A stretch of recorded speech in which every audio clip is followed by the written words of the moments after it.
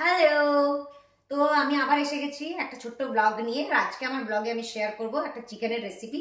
তো চিকেন তো আমরা সবাই এমনিতেই বাড়িতে বানাই। তো রোজকার রান্নাতে তো এখানে আমাদের বিদেশে প্রচুর চিকেন হয়। তো সবজির মতোই অনেকটা ইউজ হচ্ছে আমাদের এখন চিকেন। তো আজকে আমি ভেবেছি একটা অন্যরকম ভাবে চিকেন বানাবো, তো ভাবলাম তোমাদের সঙ্গে সেটা শেয়ার করি। তো দেখো আমি চিকেন নিয়ে নিয়েছি এই যে। আর এটার মধ্যে আমি দিয়েছি নুন, গোলমরিচের গুঁড়ো আর লেবুর রস। তো আমার এটা 1 ঘন্টা আগে থেকে ম্যারিনেট করা ছিল। তো এইভাবে ম্যারিনেট করে রাখলে এটা একটু মাংসটা নরম হয়ে যায়। আমাদের তো ডিপ ফ্রিজেই থাকে, তো একটু নরম হওয়ার জন্য একটু টাইম দিতেই হয়। তো তো এইভাবে তোমরা ম্যারিনেট করে রেখে দেবে, 1 ঘন্টা হলেই এনাফ। এবার যদি 2-3 ঘন্টা রাখতে পারো তাহলে তো আরো ভালো। তো এই দেখো এগুলো আমার এখানে রেডি আছে।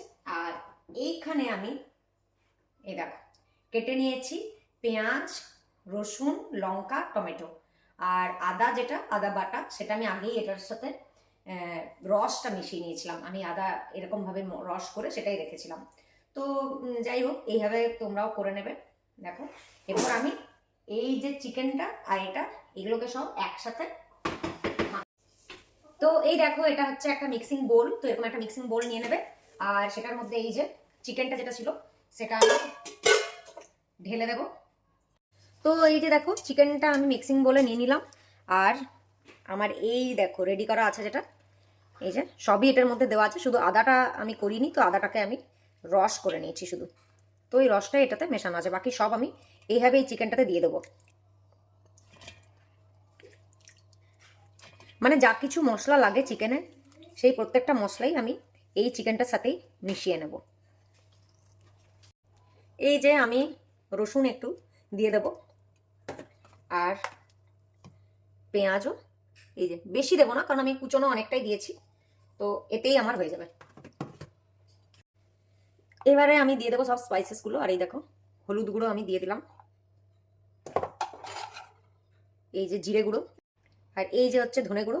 তো এগুলো আমার কিন্তু কেনা নয়, আমি সব বাড়িতেই বানাই। তো তাহলে আরও গন্ধটা খুব ভালো হয়।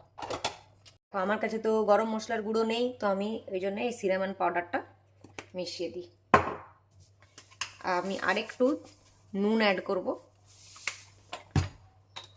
আর আমার লাস্ট ইনগ্রেডিয়েন্ট হচ্ছে কাচ্চি ঘানি মাস্টার্ড অয়েল।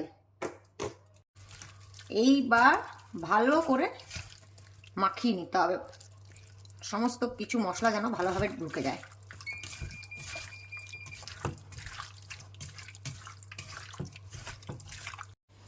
তো আমি এবারে গোটা গরম মশলা এর মধ্যে অ্যাড করব। তো এই দেখো এবারে আমি